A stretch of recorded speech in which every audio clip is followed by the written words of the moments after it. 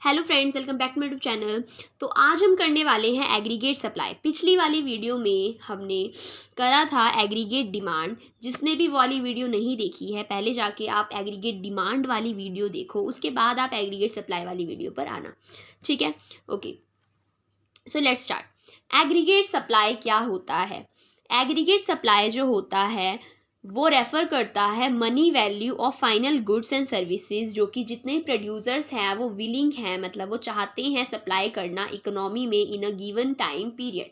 हमने aggregate demand में देखा कि जितने भी all the sectors are willing to buy, यहाँ पर हम देख रहे हैं all the producers are willing to supply. ठीक है, जब डिमांड की बात आती है तो हम खरीदने की बात करते हैं क्योंकि हम डिमांड कर रहे हैं। जब हम सप्लाई की बात करते हैं तो हम सारे के सारे प्रोड्यूसर्स की बात करते हैं, यहाँ पे हम कंज्यूमर्स की बात नहीं करते। तो एग्रीगेट सप्लाई क्या होता है? Total value of all the goods and services, total money value of all final goods and services, जो कि सारे के सारे प्रोड्यूसर्स एक इकोनॉमी में विलिंग कर रहे हैं सप्लाई करने की। विलिंग मीन्स चाहते हैं सप्लाई करना, ठीक है, गिवन टाइम पीरियड में। एक चीज़ इसमें बहुत बहुत वेरी वेरी वेरी इंपॉर्टेंट है कि एग्रीगेट सप्लाई हमेशा नेशनल इनकम के इक्वल होता है। क्या होता है? एग्रीगेट सप्लाई हमेशा नेशनल इनकम के इक्वल होता है। एग्रीगेट सप्लाई की अगर हम कंपोनेंट की बात करें तो aggregate supply is equals to Y, Y that is national income. जैसे कि पता है A S is equals to national income. और ए एस का क्या कंपोनेंट है? सी प्लस एस। सी यानी कि कंजप्शन और एस यानी कि सेविंग। ए डी का हमारा क्या फॉर्मूला था? Consumption plus investment.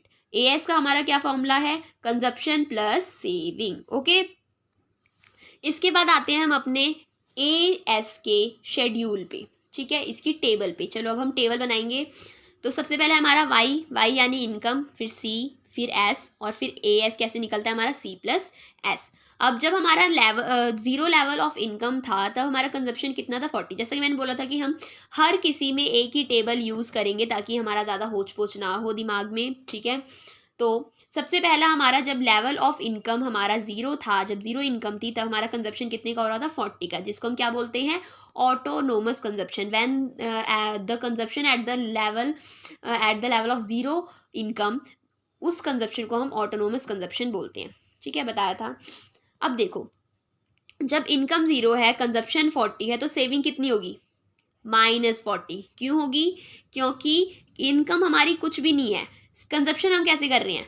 कंजप्शन हम कर रहे हैं पिछली सेविंग से। जब हमारा अभी कोरोना आया था, कोरोना में सबकी इनकम ज़ीरो कर दी थी या हाफ कर दी थी, चलो हम मान लेते ज़ीरो कर दी थी, ठीक है जी।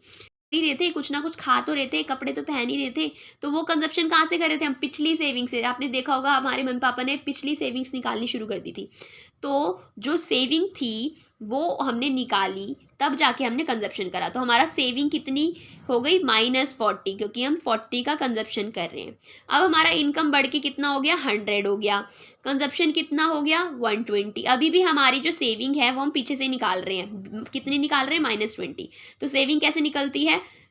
इनकम माइनस कंजप्शन करके, ठीक है। इनकम में से कितना कंज्यूम कर लिया वो तो कंजप्शन हो गया, जो भी बचा हमारा क्या हो गया? वो सेविंग हो गई। तो अभी भी कितनी है? -20। फिर हमारा इनकम हुआ 200, कंजप्शन कितना हुआ? 200। तो हमने जितनी इनकम थी उतनी ही हमने कंजप्शन कर लिया, तो हमारी सेविंग कितनी होगी? ज़ीरो। कुछ भी नहीं कर रहे हम सेव, ठीक है। इसके बाद आया हमारा, जब हमारी इनकम 300 हुई तो हमारी कंजप्शन कितनी हो गई? 280। अब हमारे अंदर क्या आ गई? फिर से अक्ल आ गई।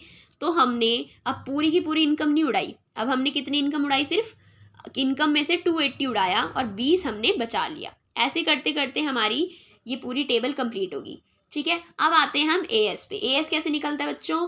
सी plus S, consumption plus saving, ठीक है। तो कंजप्शन कितनी थी? 40। सेविंग कितनी थी? 40 -40। तो 40 plus -40 plus minus minus 40 -40 zero, ठीक है। तो कंजप्शन प्लस सेविंग कितनी हुई हमारी? ए एस हमारा निकला सबसे पहले ज़ीरो। फिर हुआ हमारा 120 और -20। तो 120 प्लस -20 कितना आ जाएगा? 100 आ जाएगा। फिर 200, फिर 300, 400। अब एक चीज़ नोटिस करने वाली है यहाँ पे कि जो इनकम है वो हमारी किसके इक्वल है?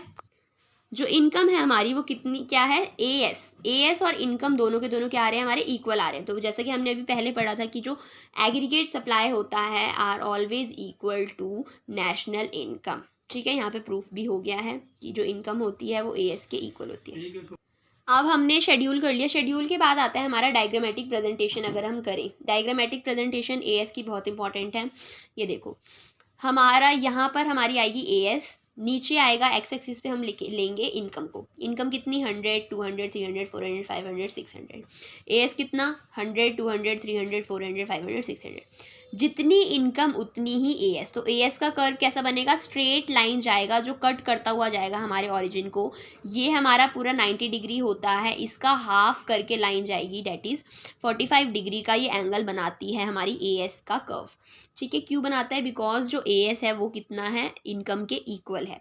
100 इनकम तो 100 ही सेविंग, तो 100 और 100 कितना आ गया यहाँ पर, फिर 200 का 200, 300 का 300। इसके बाद आते हैं हमारे important points about AS, aggregate supply के क्या इंपॉर्टेंट पॉइंट्स होते हैं। सबसे पहला है हमारा AS is equivalent to national income. जैसे कि मैंने बताया AS जो है हमेशा नेशनल इनकम के इक्वल होता है, यानी कि AS is equals to Y।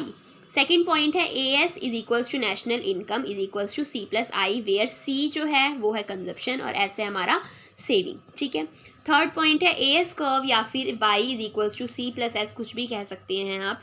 ये जो AS कर्व की लाइन होती है ये कितने की होती है, 45 डिग्री की लाइन होती है। ओके, इसी के साथ हमारा AS भी ख़त्म होता है, एग्रीगेट सप्लाई भी यहाँ पर फिनिश होता है।